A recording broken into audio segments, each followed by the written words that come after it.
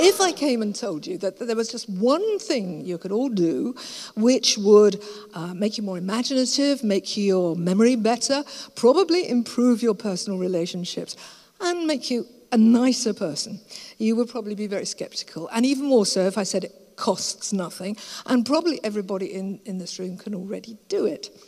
Now, you will probably have guessed by now that I'm talking about reading. There is a clue in the title.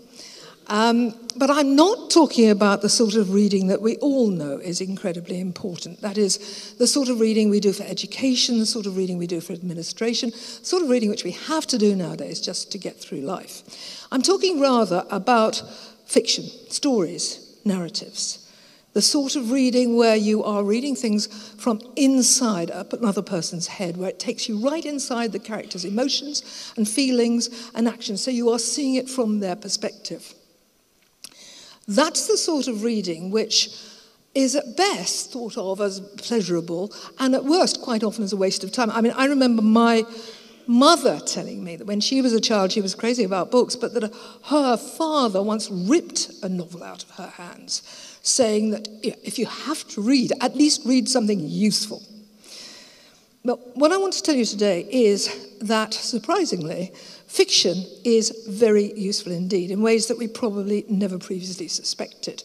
In fact, it's more important probably than any other form of reading. I have some new evidence which comes rather surprisingly out of the brain sciences to support that, which I'll come to. First of all, some not so new evidence. In 2013, there was a series of experiments. It was done by two New York psychologists, David Kidd and Emmanuel Castano. What they did was take people and ask them to read quite short passages from various types of books. Some of them were non-fiction books, explanatory or learning books. Some of them were sort of thrillers, plots, where you're reading about events happening in a story, but not very much about the people. You weren't inside their heads. And the third sort was the sort of fiction I am talking about, which is when you were reading things from the perspective of the characters. After that, the researchers got the people to look at a series of photographs of people with fairly strong facial expressions of one sort or another. And they were asked to judge from the expressions alone what they thought was going on inside those people's heads. This is actually quite a standard test for something that we call theory of mind, which is a bad phrase, I think, for a faculty which we're all, I hope, pretty familiar with. We've all got it to some extent or another. And that is the intuitive ability to see from the way a person is moving or expressing themselves what is going on in their head. It allows us to, just at least for a moment, to step outside our own heads and see the world for a bit from other people's point of view. And the same faculty, by extension, opens our whole worlds to us because it allows us to imagine what it's like to be somewhere else, doing something else, seeing it in a different way. And thus, people who don't have it are quite severely handicapped, particularly in social life. They find relationships very difficult. And more than that, they are limited by a very limited imagination. Because without that ability to step outside yourself, it's difficult to imagine anything, really. Now, you don't actually have to look at academic papers to see this effect. We're all quite familiar with it. I want to tell you about a particular thing. A few years ago, I went to a reading group, which was for people with various types of mental issues. A lot of them had very severe depression or anxiety, and they had come together to start a reading group, and I saw them several months in when it was already having effects. The particular meeting I went to was, they were reading Wuthering Heights, the English novel, and had just got to this bit where Cathy, the heroine, had to decide between marrying either boring old Linton or this wildly exciting tempestuous chap Heathcliff. So I just want you to see what they had to say. Every Linton on the face of the earth might melt into nothing before I could consent to forsake Heathcliff. Stop there. And Faye, is this sort of state she's in something you'd aspire to? Would you like to be feeling what Catherine's feeling for somebody? Definitely. I'd love to feel it all the time, and I felt like that. You're like happy nearly all the time. It can last for weeks, months. It is a beautiful idea in one way when she says I am Heathcliff. In another way, you get the sense that it could be very, well, you know, dangerous as well. That sense that she's married someone under false pretences, really. I can imagine it then from Linton's point of view. Imagine marrying Catherine, but then knowing that she's in love with somebody else. Yeah. Oh, and he will.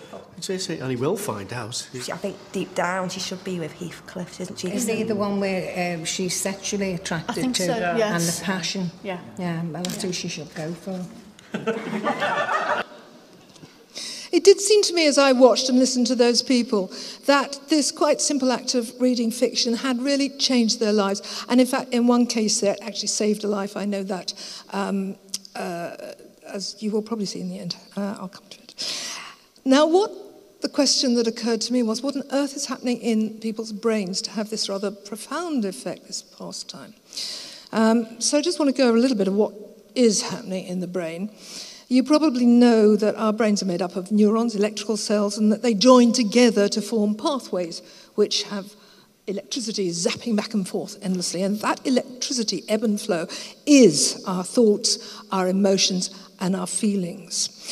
Some of these pathways are pretty similar in all of us because they're actually built into our genes. Up here, on the left here, they're the pathways we all have, which take light from the eyes to the visual cortex at the back of our head. On the other side of the frame, you've got the connections between the two hemispheres of the brain, so that each side quite literally knows what the other is doing. Now, I just want to show you quickly the difference between speaking and reading, because they are very different. Speaking is something that, again, is in our genes. We already have those pathways wired into us when we are born. All you have to do is put a baby around people who are talking, and sooner or later they'll start to do it too. It's natural. But reading is not. You could put a baby in a library surrounded by books from the day it's born, and it would never start spontaneously reading. It has to be taught how to do it. And this is the reason speech has been with us for at least 100,000 years. Quite time for natural selection to actually get it wired into our brains. But reading probably only started about 5,000 years ago, and until about 100 years ago, most people didn't do it at all. So rather than being able to use those pre-wired, intuitive, if you like, pathways, every person who learns to read has to do it afresh. And that means making new pathways, individual pathways, the sort that individuals do make all through their life. Every time they have an experience or lay down a memory or a new habit, they create individual pathways on top of the basic blueprint. And that's what we have to do when we read. Quickly, when you look at a brain that's speaking, it is fairly straightforward. The information, if you see a dog, say, information zooms to the back of the head, visual cortex, then it sort of chugs forward. As it chugs forward, it picks up memories of what it's looking at until by the time it gets to that blue area, which is the first of the major language areas, it is then able to put a word to it. And then it gets jogged on again to that next, the red area, brokers, and that's where we remember how to say it. Quite literally, the motor area, which is that green stripe, is then instructed to send the instructions to our lips and our tongues to actually make the word. That's how speaking works. And as I say, it's natural. Those pathways are there already. But reading is a very different kettle of fish. When we see abstract symbols written down, our brain has to do far more work. It actually has to, when we're learning to read, we have to create all those new connections in many, many different parts of the brain. You can see the red bits are the lit up bits. You can see these aren't clear, easy, one-track pathways. These are really complicated networks that are being formed in the brain when we read. So your brain is doing a lot more work. It's connecting far more parts. If you like, it's a more holistic experience. It forces you to use parts of the brain that aren't usually used. More than that, the reason, or one reason why it's so widespread, is that when we read things about somebody doing something, they run for their life, or they're screaming, or they're frightened, what happens in the brain of the reader is that those same bits of the brain that would be active if they were doing it themselves become active, admittedly not quite to the same extent, or we'd act out everything we read. We can usually inhibit them enough not to do that. But basically, these are brain scans of people you can see from the little colour chart below. They're reading. The actual movement produces the pattern on your left. And when you're reading it, what is happening in your brain is the pattern on the right. And as you see, they are very similar, with the only difference being that when you read about things, it's not quite as intense. If it carried on in intensity, you would act it out.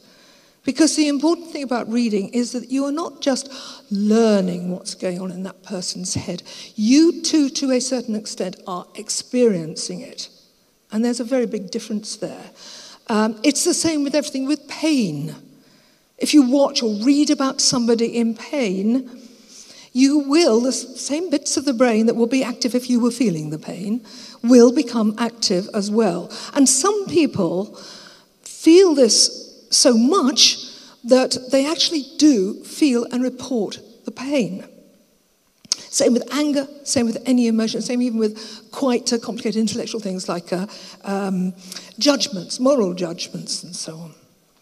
Now, this is the new information, which has really only come out this year, which some researchers from Emory University in the States decided to see if they could actually see inside the brain what was going on. We know already from the earlier work that people become at least temporarily more sensitive to other people's feelings once they've read a book or been reading some fiction.